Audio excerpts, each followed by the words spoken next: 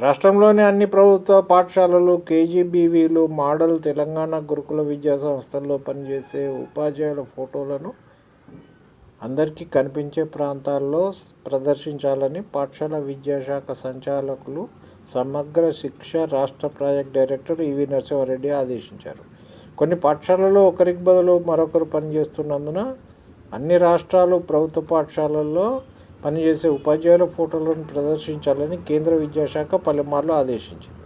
ఈ నేపథ్యంలో విద్యాశాఖ తాజాగా ఆదేశాలు జారీ చేసింది.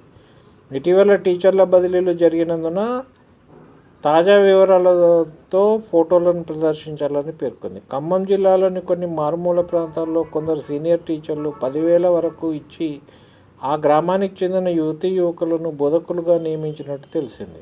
హైదరాబాద్తో పాటు మరికొన్ని జిల్లాల్లో ఉపాధ్యాయ సంఘాల నేతలకు ఇతర డ్యూటీ సౌకర్యం లేకున్నా పాఠశాలలకు నెలల తరబడి హాజరు కావడం లేదన్న ఆరోపణలు ఉన్నాయి. హైదరాబాద్ పాతబస్తీ ప్రాంతంలో పనిచేసే కొందరు టీచర్లను విద్యార్థులు గుర్తించే అవకాశమే లేదని తెలుస్తోంది. ఇది సంగతి. ఇట్లున్నది వ్యవస్థ. దీన్ని ఎప్పుడు బాగు చేస్తారో, ఎవరు బాగు చేస్తారో ఏందో కథ.